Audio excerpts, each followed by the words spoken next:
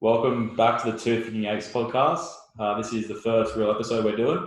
And we're here with real episode. real episode. Here with a special guest, Tom Bonnell, who's the CEO or managing director or owner or whatever of Apex Sports Marketing. And yeah, tell us a bit about yourself, Tom. Yeah, obviously we know each other quite well, but Tom and I know each other. Not closely, that's all right. Obviously grew up in sort of South Sydney area, not far from here.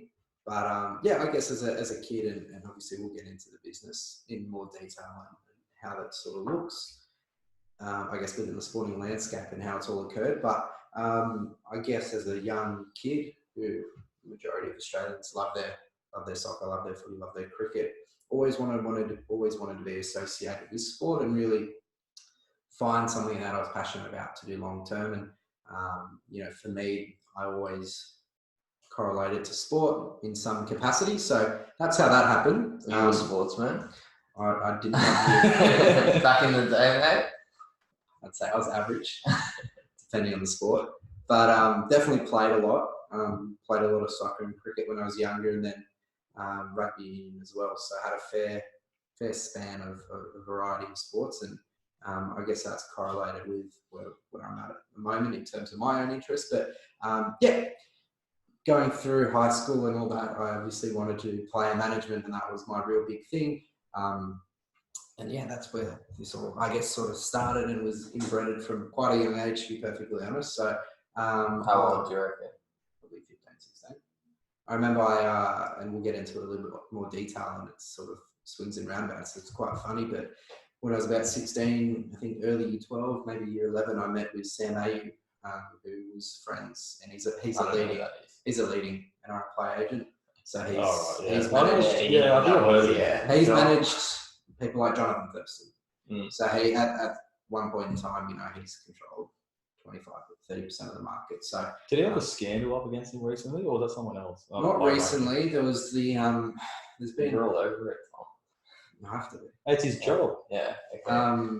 Isaac Moses got done a bit. I don't know the exact specifics, but there was some salary cap scandals, and again, that's something that I have to be across, because we have to comply with NRL third-party regulations, because if we wanted to, and we don't, but you can funnel money through a business like ours to illegally roll the salary cap, and I'll get into a bit of detail in terms of a bit later, just as an overview of how that actually works. But I met him when I was about 16, 17, and wanted to intern and get involved with it, and I think from there my interest sparked, and it didn't happen. I think at the time I just wanted to focus on year 12 and getting through. Very reasonable. Yeah, and I do regret it didn't happen, because I feel as though... Did it not happen because you didn't end up asking? It was I can't right now, let's maybe talk about it after exams. Yeah. And he's a very busy man, and it just never came to fruition. And that was fine. And off the back of that, my stepdad helped me get an internship with the Sydney Roosters. Yeah, that's the best. Yeah, so... you've got to start somewhere. Yeah, absolutely. And, I loved it. I remember I sat down, and on my first day, I was working, what were you doing on the internship? Membership and ticketing. So not the most exciting stuff, probably the most boring. Absolutely, and that's what I took out of it. And I was manning reception at some point in time, and I remember my first day, I was sitting there shooting bricks, and James Maloney. And as a big Roosters fan myself, I was loving it. Yeah. I was seeing the players walking down, and I don't get starstruck anymore, but I did a lot then. I remember James Maloney. I think it was just filing envelopes or something, and he came down and he sat down and he started fucking with my rubber bands and making rubber band balls. Yeah, he's pretty notorious for being a bit of a... He was a pest. Yeah. And he was a nice bloke. Like, he was just having a bit of fun, but I was shit scared. It was my first day. Freaking out a bit. And were you first year uni? Yeah, I would have been first year uni then. So I would have been 18. Okay. So I still feel like a kid now, but I was definitely a kid then. So that was really cool. Learned a lot about sports administration, and eventually off the back of that got a job with the NRL, working in membership and ticketing, and that was interesting as well. So how old are you now when you get the job? What's the timeline on that? With the NRL? 20, which So is you were there for 2 years. I interned for about 2 years. Between that and I did a little bit with the Sydney Sixers in the summer season. Yeah. Same sort of stuff, just to get runs on the board more or less. Yeah, you've got to do that. Just do all the hard yards to get to the end. Yeah, The absolutely. ultimate goal. What's interesting, which is a question that I have, is like you do it too. You study part-time and you worked full-time during the uni experience stage. You worked full-time and did uni part-time because you're just fucking legend. But like, do you reckon for you, because you did uni part-time and work full-time, it's better to do uni full-time, finish your degree, then start working? Because you're still not finished yet. Like for me, I worked, I'm not graduated yet, but my priority was always uni, get that out of the way. But now it seems like the best thing to do is to do uni and work together, because at the end of the day, uni doesn't really matter. It's just a foot in the door with a piece of paper. Yeah. But as your experience from it, what do you think? I guess it depends on the person. Some people really want to immerse themselves in the university culture and really take it for what it is. And if you're working full time, you just can't really bring it. Depends on the degree as well. Absolutely. Like something like sports management or construction, they encourage you to jump out there and get an internship, and companies are more receptive to giving people that have no experience internships. Whereas law, most of the companies there pretty much you need academics as well for a lot of it. Yeah, so I think it depends on the person. Career-wise, you'll get further. Naturally, you'll get further quicker. Yeah. So, I'm 25. But that's what you chose. I'm 25 now, and I progressed a lot further in my media career because I started working earlier. Not necessarily to say I've achieved it faster, but because I started from an early age, I've sort of got a bit of a jump. So, like it's each to their own, really. I personally didn't really want to immerse myself in the uni culture. I didn't really care for it, but other people might, and that's their prerogative. But for me, I was fairly career-driven from an early age, and I got a few opportunities where I was like, for example, I never really intended to start working full-time, and then the NRL job came up, and I was like, oh, I'll apply. And then I got it, and I was like, well, I'm not going to turn this down.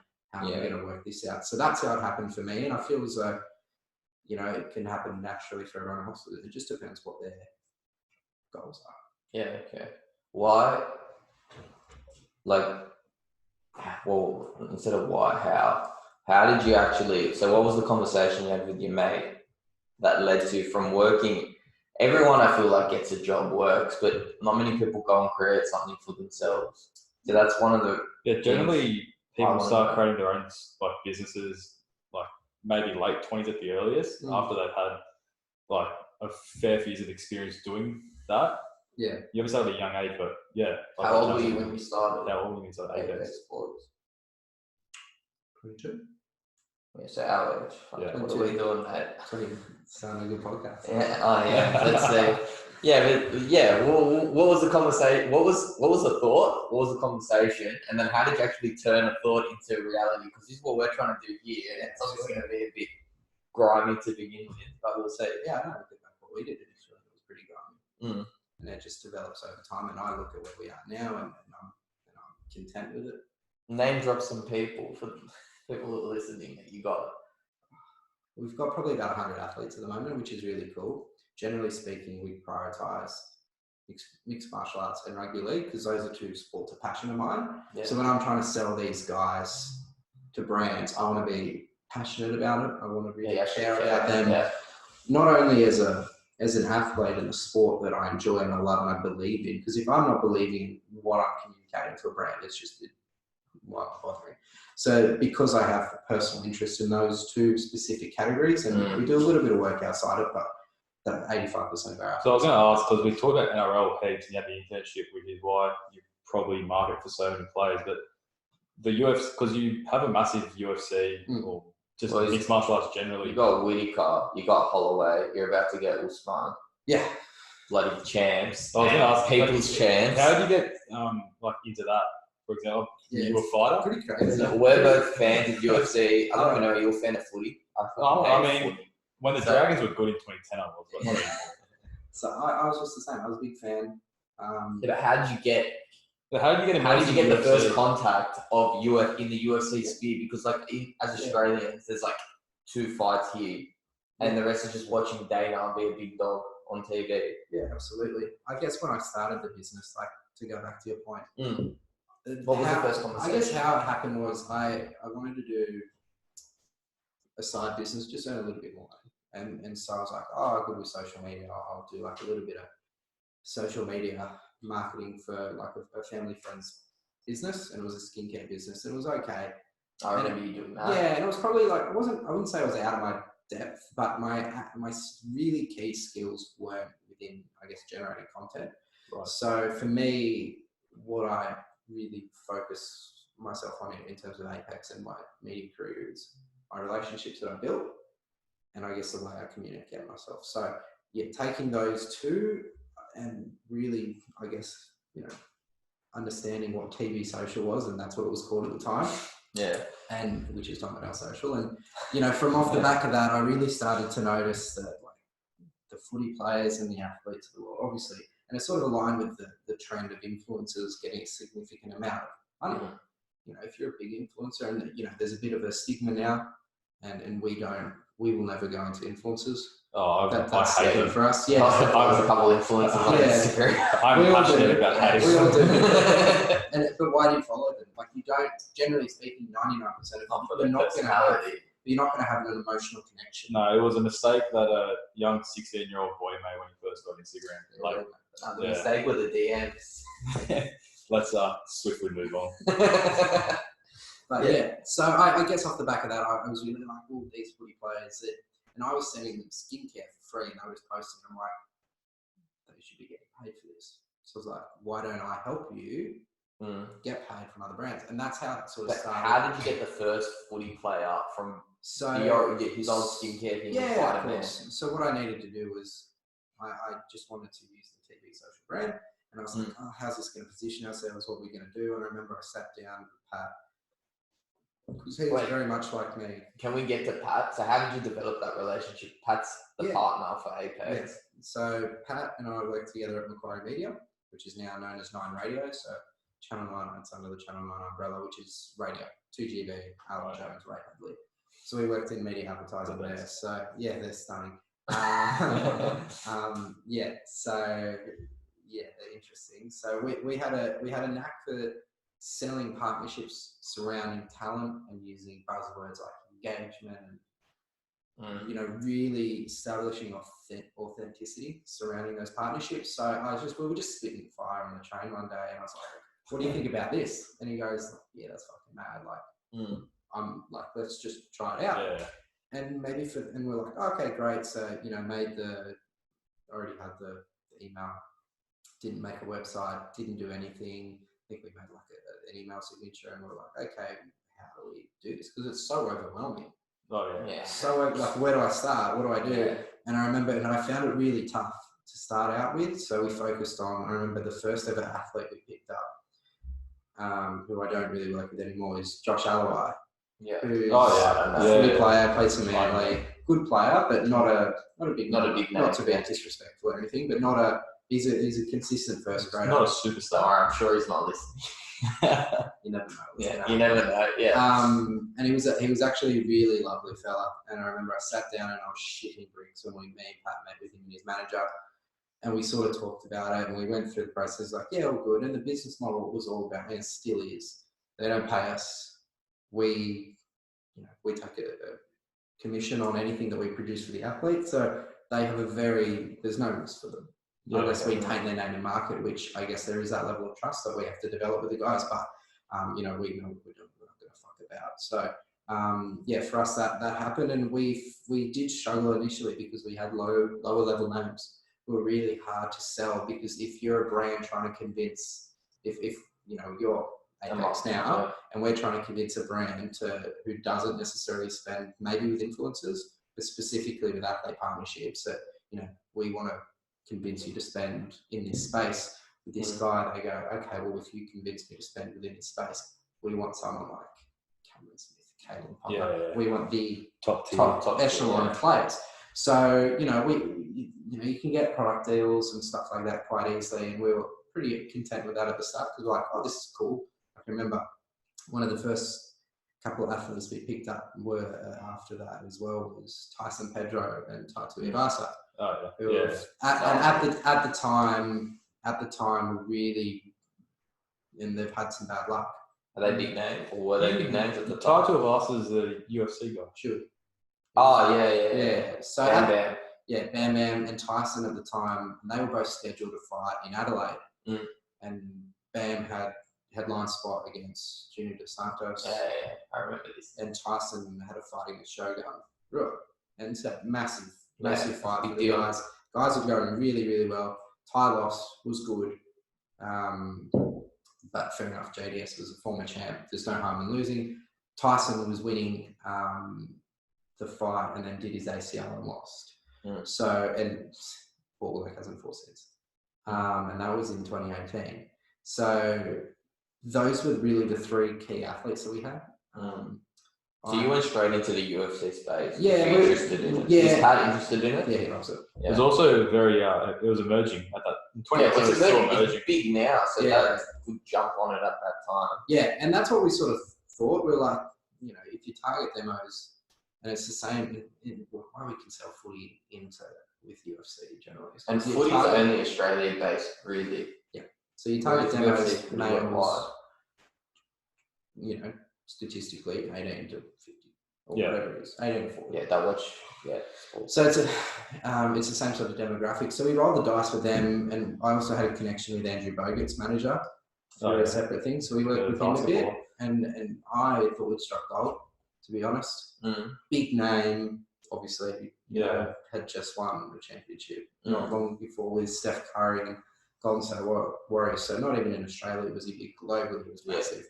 And we faced different challenges with him, and we no longer work with them. But we rolled the dice with them for about 12 to 18 months, and we really were like, okay, let's just really try and sell them. And we got Tyson a few things specifically. We got Ty a couple of things as well. So we found success, but we grew a little bit of Tyson of selling the same guys. Yeah. And we just found it hard. So how many did you have on the roster now? But now? No, for 4, sorry. Oh, we had those 4. Okay. Those 4 or 5. So you started 2017, is that right? And by 2018 you had mid 2018, I think. Yeah, and then so you had 4 from when you started. You got them real quick. Yeah, so we got them reasonably quick, like trial and error. A lot of people didn't respond to us. Yeah, of course. Why would they? Who the fuck are we? Yeah, we're still pending on Volkanovski to jump on the podcast. Respond. We DM'd him to know about it. We really thought we had something there. You'd be surprised. Like, he's too busy doing his cooking show. But go after the guys and some of the fellas, because some of them will say yes. Yeah. They also like talking about themselves very much. Particularly the lower level fighters will love any form of publicity. So that's what we did. And then we could retire some of it, and as we sort of started to get a few partnerships here or there, you leverage them to get bigger athletes and stuff like that. And, fast forward, and we've gradually built up a roster base from about 100 athletes across, predominantly rugby league in the UFC, but, a couple of swimmers, a couple of AFL players, a couple of Olympians, stuff like that. But traditionally, 99% of the conversations I'm happy with any brand is centered around UFC and rugby league. Yeah. And that's sort of where we're at the moment. It was, it's an interesting one to deal with. It's an interesting dynamic to deal with athletes directly and their management. Because I guess where we found as a business where, we could really provide a service was, if you're an athlete, your priority is not hunting out business. Arrangements for yourself. Like, 100%. Like, yeah, sure, someone can do it. Yeah, look at this.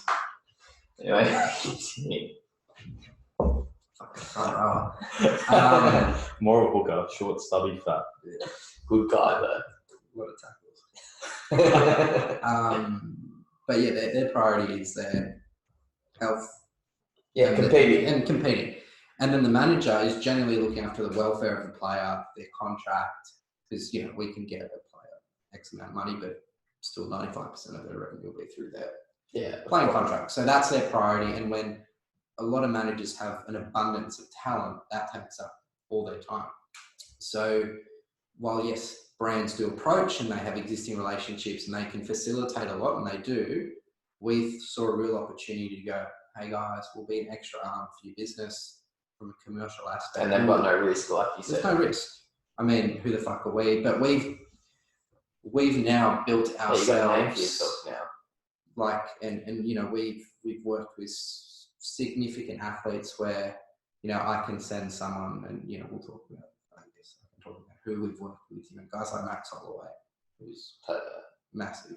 Yeah. You know, Rob Whittaker, Megan Anderson, you know, we've even done something with Israel Adesanya before. So it's significant names. Yeah. And in the rugby league space, you know, we're really making a bit of waves as well. So you got Tedesco, don't you? No, we don't have Tedesco. We should have Tedesco. Sore spot.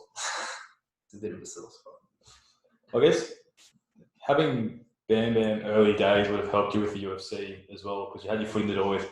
Yeah. He was still pretty like high level at that. Nah, he wasn't known. But he was like he's Aussie, but yeah, but he wasn't like completely unknown. Like if you watch UFC, you knew him. And then there's about 50,000 followers in. oh yeah, He's over 200 now, so it just shows you his growth since then. But he was still marketable enough. Yeah.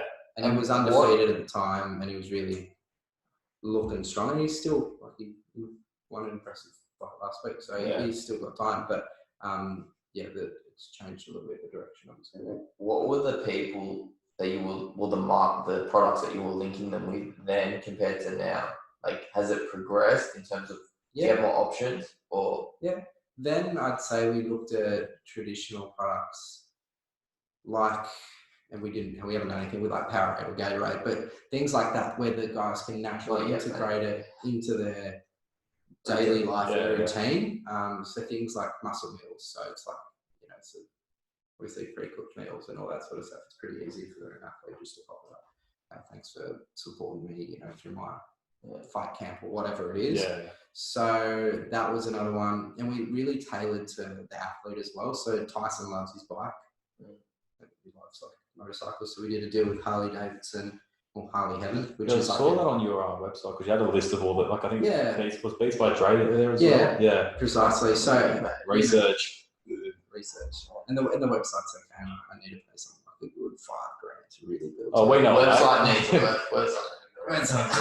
No, it was simple, sleek, and it's got everything you need on it. Yeah, it does. But like in Beats is a big brand that we've worked with, but they have the luxury of their, you know, if you work with a product that they're you know, say it's marketed at like, or their market rate's $50. You know, I don't really want my guy posting thanks for this mouth guard, wherever it is, for $50. Yeah. But you know, Beats have the luxury of having, you know, a wealth of different products that are all worth quite a lot, you know, a few $100. So generally speaking, like they get a product deal, but the guys are pretty stoked on it. It helps us build our relationship as well. Because like, free pair of Beats, that's fine. So they're pretty sweet on that. So it does vary. But now, like, I guess I know you got Manscaped, the big thing. Yeah, Manscaped are our biggest client. They invest in everything, so it's pretty easy. I mean, that's time back to your demographic. Yeah, well. Absolutely. It's like key for them, and they're big. They're the biggest spender in UFC in terms of enabling athletes. They love it, to be honest, and they get it, and it works for them. And you had Warcraft as well, I'm pretty sure. We did a deal with Blizzard / Activision for World of Warcraft for Ryan Papenhuyzen. So, you know, he's someone that's been really key for us breaking into the NRL market because obviously he's so hot right now. Yeah, right. Because he's had a really big 12 to 18 months where he's really had a breakout couple of seasons. So, we did Beats with him, Warcraft with him, Manscaped with him. So we've been pretty good to him. And off the back of that, it's been nice. But I guess now we focus more on generating content, and our ideas are a little bit more of a broader scope. Like we won't go into too much detail about it, but for Megan Anderson's last fight, we really wanted her to get a win. Was that Megan against Amanda Nunes? Yeah. We're at the pub. That was right. Yeah, but Amanda Nunes is the greatest of all time. It was going to be a tough fight, but we wanted to do like a content series in the lead up to the fight, and there was a bit of like a interest. UFC countdown video. Yeah, kind of. Just like really backing the Aussie underdog, like who odds you got sort of thing. And because obviously the odds were stacked against her. So that was the purpose of that, and it nearly happened, but it didn't. It was a bit frustrating. But anyway, I don't want to get into that because I'll get angry. You can get angry. It wasn't her or her team. It was a particular brand, which I won't name. But yeah, that was. We're more wider driven So in there's terms of politics partnership. in this kind of stuff. Yeah, it's just like anything, and it's not even necessarily politics. It's just brands being fucked with if they want to be. Yeah. And like I experience it in my day-to-day job where I'm selling still media to big tier brands, and I've had to really balance the way that I work and have Apex as well. So it's hard for me to reach its full potential without me just giving it my 100%. Have you thought about doing that though? Yeah. Taking a punt and just going out? But it has to be financially viable to in order to do so. So if you told me tomorrow I could just focus on Apex and you get, it doesn't even have to be the same wage, but just enough to really still get through my expenses and my cost of living, then do it. But and that's the goal one day. Yeah. And, we're looking at other forms of revenue to generate through the business. Or management's the big one for us that we'd really love to kick into. But it's something we have to assess. That's a different ball game, isn't it? Yeah, absolutely. It's something we have to assess very carefully because we have a lot of relationships with a lot of athletes and managers. Yeah, would you burn people? If we went about it the wrong way, absolutely. So it's something that we can't. When we do, we have to do it correctly. And whether that's being bought or brought in-house by a management company that we work with or anything like that, there is the possibilities for that. So that's sort of what we focus on at the moment. But yeah, it's pretty exciting, and really, and I guess to go back to your conversation, how I actually got into communicating to these athletes and actually getting in touch, just Instagram by posted emails. He's kept trying until some responded. Make a templated email. Yeah, and absolutely. And I got a lot of no's and a lot of no responses. And even now, we don't as much, obviously. Do people come to you now? I have had people come to me, and that's really cool and a satisfying feeling. Because now I have I've paid graphic designers and stuff to really create collateral that I showcase. This is what we're about. This is what we've done. This is who we work with, and it looks fucking really schmick. And I send that along with my email, and the response rate is just so much higher than it was before. Obviously, we're demonstrating the value we can deliver. And you've got people to show, like you've got 100 clients now. Yes. Massive client base. How close are you to getting Kamaro's money now? Oh, it's done. It's verbally agreed. So verbally, but yeah, it's fine. We're working. I have to generate the partnership strategy for him and stuff, and that'll happen. I don't know when, because obviously he's in fight camp at the moment for George. So so that all might kick in maybe after that fight, considering how close we are. But that's happening, so that's really exciting. So it's a complete overhaul of he's got a new commercial manager that works directly with him, so that's someone we'll be assisting with. So it's exciting to work with someone of the caliber of him. But if I'm not able to demonstrate when my initial touch point the value we can deliver to them is high class, why would they bother? I'm sure they have options. Yeah, exactly. Everyone wants to work with him, or someone of that caliber. He's a champ. Absolutely, he's not going to lose anytime soon either. So, that's it looked really good in his last fight. But that is jacked. But we got lucky with some people that did respond, and then as we were able to demonstrate more and more case studies, develop more relationships, we may have initially reached out, they were either not interested or no response, and then 6 months down the track they go, well, hope you've been well. Here's what we've done. Then if it's something you send a follow up. Absolutely, and it's a fine balance between not pestering and really just touching base. And so that's something that we've done, and I'm at the stage where I'm not really looking at onboarding any additional athletes unless they're Kambosos. We've picked up Marvin Vittori recently, Shay Super, Rosenstrike, Peter Yarn, Oh, shit. No. Yeah. The name, mate. Yeah. So yeah, Michael. Is there anyone you would like?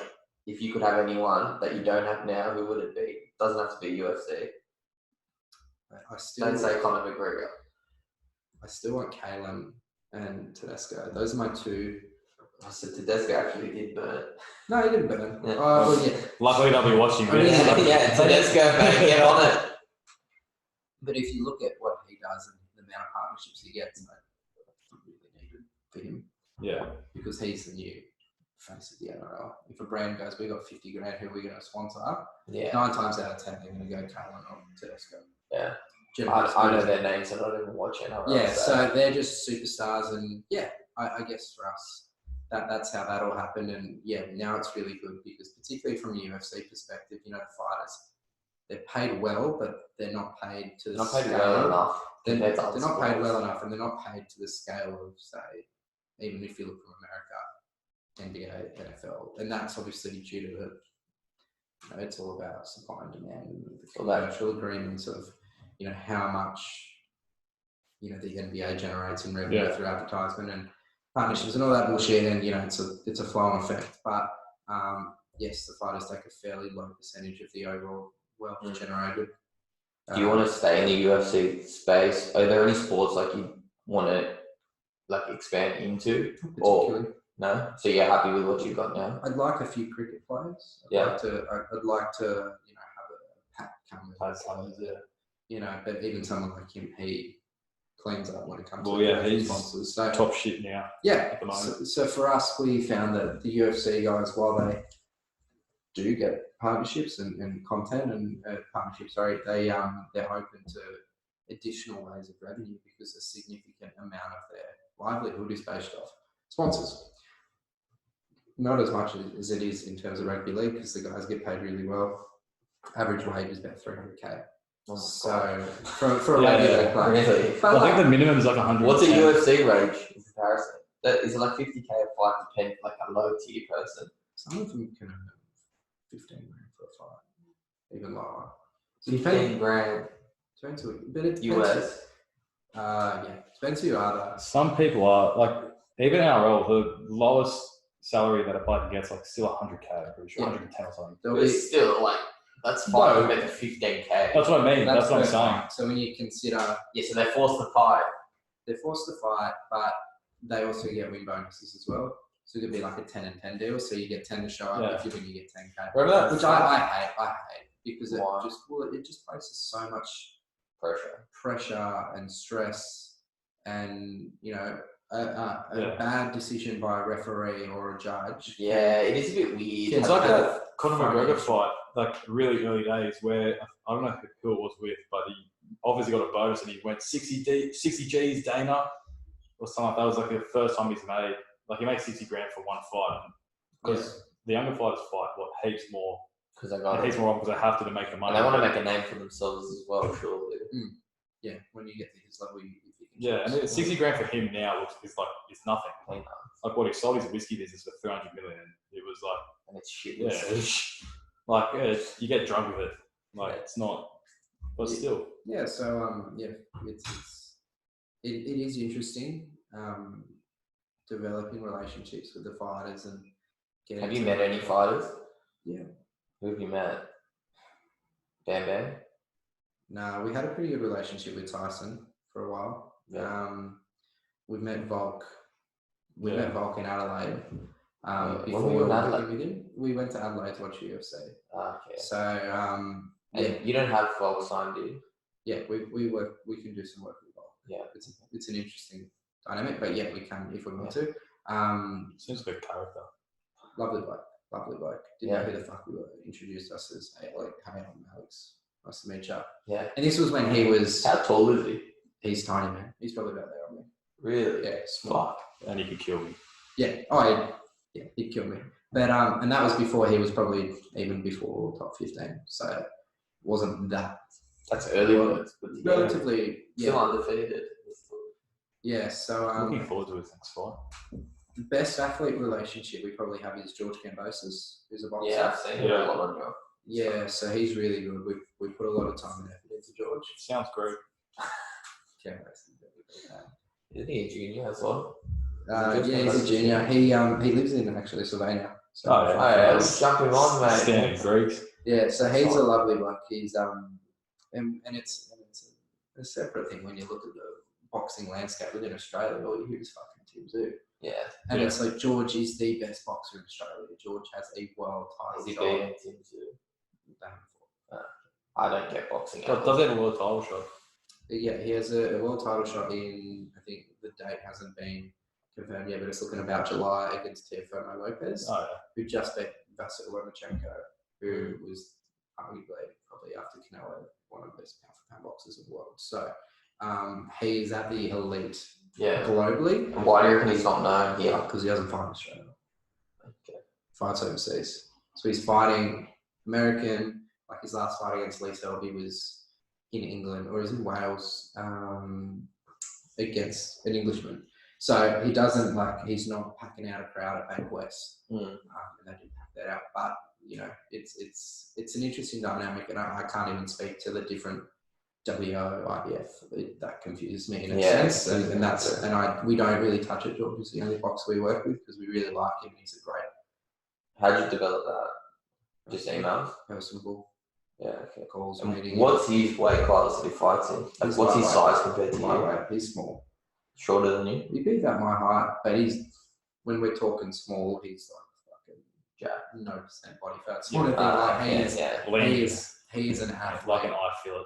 I've never seen anybody train as much or as hard as him, and it's no surprise that he's like in the position he's at. And even if he loses this next fight, which obviously we hope he doesn't, he's in a position to be the best boxer in Australia by far. That's not a question. So who's the Australian boxing scene? Tim Zoo, Kambosos. And the Zafar is sort of in it just because of how much shit he talks, I guess. Yeah, Zarafa, so I don't even know his name. Jeff Horn's retired, and he had Monday. No, he just retired. What's the footy player that does boxing? Mundane. Paul Gallen. Yeah. Oh, come on, mate. Well, no, because Mundane used to play for Dragons. Is that true? Yeah, he had a massive. He had a very good NRL career. He played for Australia. He was a great player. In his prime, he was one of the best athletes in Australia. So it's a bit of a shame that he's gone on so long because he ruined it. It's tainted a little, but when in his prime, he was one of the best boxers in the world, one of the best rugby league players in the world. So I think, his image is a little bit tainted because of that. But he knew how to sell the fight. He was fucking really good. But the boxing scene in Australia is pretty minimal. And it's not something that I'm that engrossed in either, to be perfectly honest, like George is. Does he earn good money? Yeah. George? Yeah. Okay. Boxing's notorious for how well they pay. Money. Yeah. But the Australian scene. He's probably that's probably why he's fighting outside of Australia, because bigger money fights. Exactly. Bigger money fights, bigger risk as well. Probably a bigger exposure because way more people in the US or the UK than there are here. So even though we might have heard of him, millions of people. No, I heard of him. I'd never heard of him until I had a look at your website and I did a bit of digging. Like Google. He'll be collecting probably a couple mil for this fight. Yeah. But this is like a life-changing fight sort of thing. Before it's probably like hundreds of thousands, which is still great for a fight. But so he's looking good for mid-year. So it's exciting for him, and we put a lot of energy in it, and it comes back to the relationships we have with the guys because we want to put in effort because my time's fairly limited, if I'm perfectly honest, and we're looking at expanding and ways that we can grow the business, and it's really hard to do that without any outside help. So that's something that we're looking at doing, and like what I said, you guys, trading is $1 million business. We've got a bit of capital that we've developed, and we can afford to reinvest into the business to grow it. So that's what we're looking at doing, and COVID really fucked things last year. It was a shocking year for us. As it was for most. As it was for everyone. And we're lucky that we don't have any overheads aside from like a website. We don't have staff to pay. We don't have anything. So we sort of we not paused it, but we no sports were going on. No sports were on. We took a step back. And it's one thing I commend the UFC on is that they were able to adapt. Yeah, they did the best in the world at the time, and As they've got a packed out. It still blows my mind a bit, but the Usman fight in a few weeks or next month is in a sold out stadium. Yeah. All the pre-sales already sold out immediately, and the tickets are supposed to be on sale on Sunday. Yeah, I think it's when they go into fights. highest grossed, like not highest attended, but highest gated revenue in UFC history. So everyone's just fucking keen to get into it. Yeah. So They would have increased their fan base as well because if there's no sports going on, it's Yeah, it would have forced everyone to watch they it. were on people that want to bet. Yeah, they were on most weekends. It was fucking great. Yeah. I loved it. So they did really well, and Dana White's just a baller. Yeah. He's just like he's polarizing, and you can disagree on things he does, but he just gets shit done, and he's a fucking baller. Do you want to be Dana? I don't want to beat Dana. You can be a I Tom. couldn't beat Dana. You can be a Tom. I'm not cunty enough, but So much of a good bloke. but yeah, it's but he did exceptionally well, and it helped us sell UFC because I think it got a bit more traction in Australia. I've noticed because there was nothing on, Yeah. and now it's great, and we can talk about life being pretty much back to normal, which is amazing. But fast track 12 months ago, it was like fuck, there was nothing on. It was boring. You know, we're lucky that we didn't really, as a cyclist, get hit. Yeah, like we got hit, like we had fuck all. Yeah. Sort of H1 last year, but media spend and I guess trust in advertising is back to 2019 in terms of the spend levels and the willingness to try new things, because a lot of what we do is like, yes, people understand what we're doing, but they haven't invested in the space before. Yeah. Someone like Manscaped, put money in. They fucking do it all the time. They love it. They spend heaps. They're not like questioning the validity of it. They're just like, we just negotiate on rates and time and all that sort of stuff. And it's pretty easy. Do you have any more like that are your regulars? Because I know I've seen Manscaped all over. I've seen the Holloway shaving his mow. Yeah, we did a lot with Max. We did a lot. We're going to do some stuff with Chase Hooper and a few others. We did a big old campaign for the NRL as well. Yeah. I saw with about 14 talents. That was really cool. It was the first time anyone, I reckon, has done something of that scale across NRL talent, which made me feel pretty cool because I saw it everywhere just naturally through what I was scrolling. You created that. And that felt, that's a good feeling. That felt really good, and it's cool when you get hit up and being like, oh, where's my card and stuff like that, and like it can be annoying sometimes, and not fuck off, but like we try. But yeah, that made me feel really cool. PlayStation we do a fair bit with. Because that's also another thing I see in the UFC. They really market their game, obviously, the UFC game. The EA game. Yeah, the EA game. Every single time it's ads just for EA, and obviously. And then what's that sports bar called? Modelo or something. Modelo. The official sports bar of the UFC.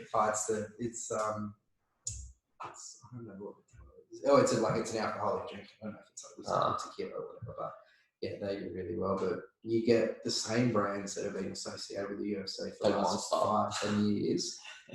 They just lock in partnerships and they fucking own that space.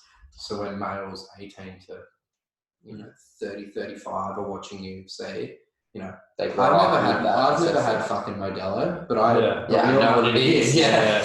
So having a long-term synergy, and that's what we try and really drive in. Like, I don't want to sell, a Young Henry's partnership to an athlete and do one post. So we want to build a partnership where there's legitimate, authenticity surrounding it. There's synergy with amongst the, we associate Modelo with UFC. Every time I think about Modelo, I think about UFC. Yeah.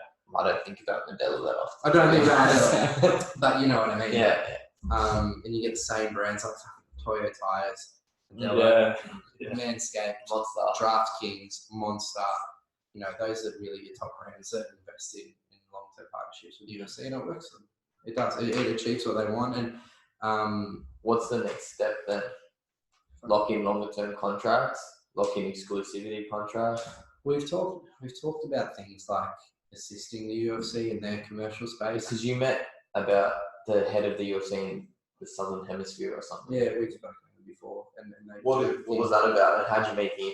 WME's globally is the world's biggest talent agency, and it has so many different umbrellas, and obviously down in UFC. So they have the resources to really funnel themselves into commercial opportunities. So it's a conversation we had around that. We're like, oh, if you have anything, you know, we can help you on the back end with talent and stuff like that. So it was nothing like we wanted to sell their property, their IP and their intellectual property, and like, you know, in-ring and digital assets, and that never really came to fruition, and that's fine. But, you know, Conversation, still a conversation. You're big enough to have a conversation. And the biggest thing that I've learned is that if you don't ask, you don't get. Yeah, I never would have thought that I would work with someone like Max Holloway. You know, we're not people's champ. Yeah, like we're not contracted with Israel, but you know, we've been paid on a campaign we've done with Israel. So things like that, I'm like, holy shit, like I wouldn't have ever thought that. So I was just trying to get a bloke free mouth guards when I started this. Yeah. So it's really developed, and like, you know, I'm still not happy with where we are. I guess that's just the competitive nature. Well, that's the right mindset to have, I guess. Yeah, and it's like I'm not happy until, you know, To the top. fulfill this full time, and you know, it's something that we're really striving to build. So when do you reckon? I'm sure you and Pat have talked about plans, goals, stuff like that. When's the plan for transitioning out of we'll get to your work as well, because your work's interesting. Yeah, sure. And then do Apex full time. When I first started, I was like, I'll do it by the end of the year, and then I came crash back. Reality. Yeah, a bit. So it's you know, for me, last year halted everything. Probably another 2-3 years, realistically. You know, so maybe in the next sort of 18 to 24 months, we can realistically look at it. But I think before we even have that conversation, I need to build more funds for the business, generate more revenue, to grow it substantially more than it is, because it's all well and good taking 15 to 20% of a partnership that you've generated. Is that the standard percentage? Anywhere between 10 to 20 is what we do.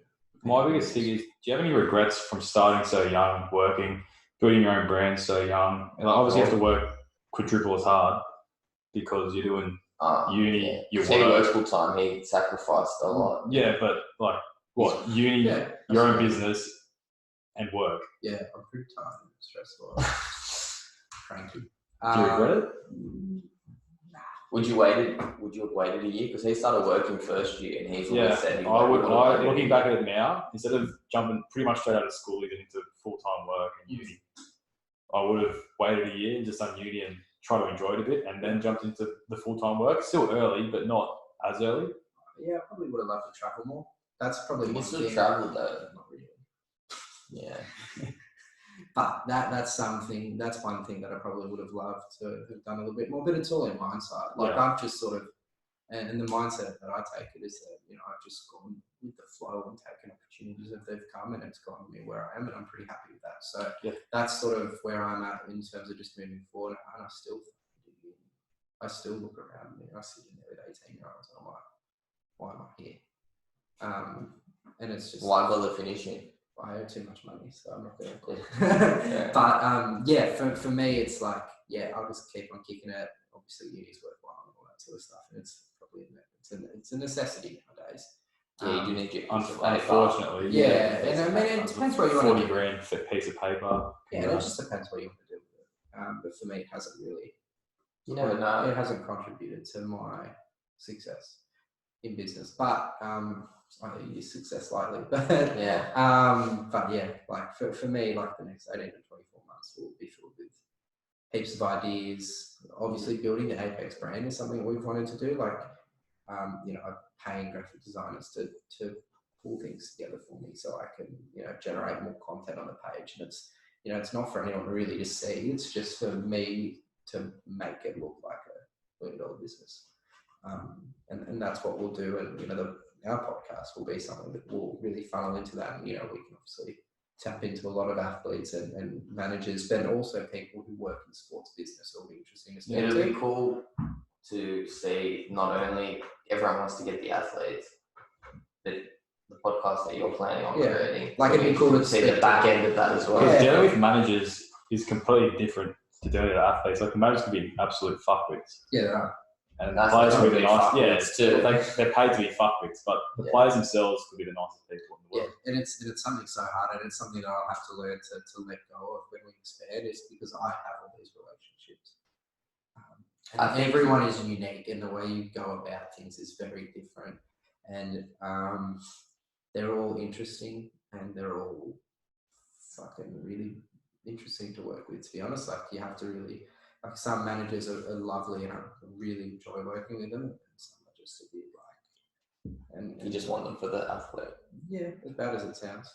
But some I legitimately care to develop a relationship with. Yeah, and sometimes I'll knock our fee down just a little bit to the manager themselves, get kickback. Do you care about the product as well that you're advertising or linking them to advertise? You can't look at it from a dollar perspective. You can't look at it, oh, you're giving me money. Yeah. But because you have to care about their business objectives and what they're trying to achieve. So if I'm running a campaign and I'm just like, you're giving me your money now. You can do whatever. Like, that's stupid. Like, I care for the outcome of the campaign to generate results for that business in the hope that they'll come back and spend more money. But, you want to really provide as much value to them and care about their business and business objectives as possible. If you market the wrong person or the wrong product, it could detrimentally affect your business as well. So would you cut someone if they did something naughty? We have cut ties, and it's something that initially we didn't really want to do. But do you want to say who or not? No. But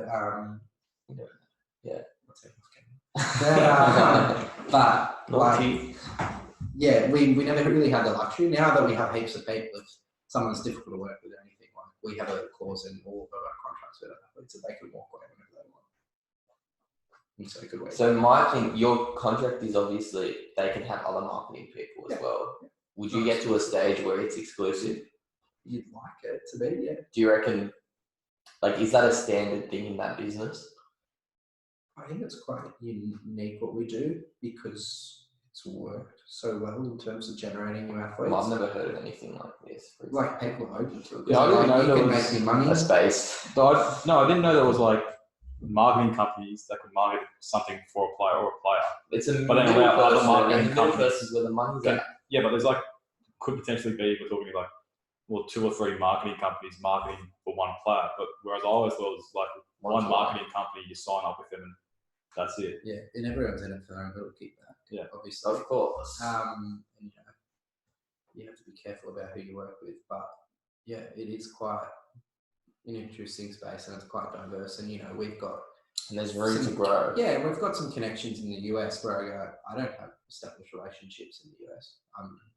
And people sometimes wig out a bit that we're based in Australia and working with Holloway, who lives in Hawaii, and his managers in Vegas, and the clients we're speaking to in America.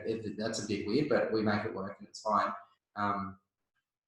But yeah, for us, it's been fun. Yeah. Is there anything that you wish you did differently starting? No, I don't think so. No big mistakes or anything, or the mistakes are we've made mistakes naturally, but I feel as though at the time, it's all in hindsight. Yeah, like you can look back at it in hindsight and go, I probably should have done this. We ran a campaign for someone like I'm not going to say who, but we ran a campaign. We recommended 2 athletes who I thought would have been good, and they just didn't deliver on what they said they were going to deliver. And for me, it's someone who that fucks off royally because the client's angry, I'm angry, the athlete just thinks, fuck. It puts me in a bad position. And that ruined our relationship with that brand, and that really annoyed me because they just didn't do what they said they were going to do. And there's only so much that I can do from it's still a business at the end of the day. Right? Yeah, and I don't want to take my relationship with that business because they're paying the athlete and they're paying me. If we can't deliver on that, that's been really annoying. So for us, it's been interesting. That would be one regret, but in hindsight, you don't understand that until it happens. And then I can off the back of that go, well, I'm not going to put forward him for another campaign. Yeah. And so there are people naturally, someone like George, I could trust with my left arm in terms of like delivery on what he says he's going to do. I don't have to chase him up on things. Yeah. So he's someone that I love working with because I don't have to worry about it. Yeah. Whereas some other people, and the processes that you go through, like content approval, because a lot of brands want to approve what they're going to put up. Some guys just... Who does the recording and everything for like ads? Generally speaking, the athlete does. It's athlete generated content 9 times out of 10. Yeah. And that's something that we want to get into a little bit more.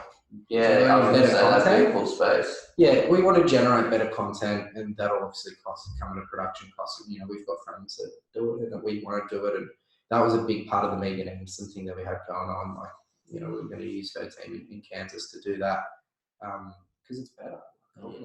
More content, the better. Engaging content, and specifically video content does really well. Like, you know, it really does fuck me off that it never happened because it was an amazing case study to showcase an insight into an Aussie underdog. She was reachable as well. She'll be an Aussie, she's an underdog. She'll be an even bigger underdog now, though, wouldn't she? If her contract gets renewed. Yeah, her contract gets free agent at the moment. But yeah, it would have been, but from just a video content standpoint, training camp, integrating an interview about her and Ladbrokes. Leading up to the fight. It's your own countdown. Beat that out. But yeah, it would have been good. But anyway, that's fine. In hindsight, and you know, that's not a business that we want to work with now because that bridge is burned by them. But yeah, that's something that we need to develop more is higher quality content. But we can only do so much, and you know, that's just another thing to add to the list, if I'm honest. Well, you're not going to improve if you don't make mistakes. So yeah, exactly. Get it out of the way early, and the end result will be better.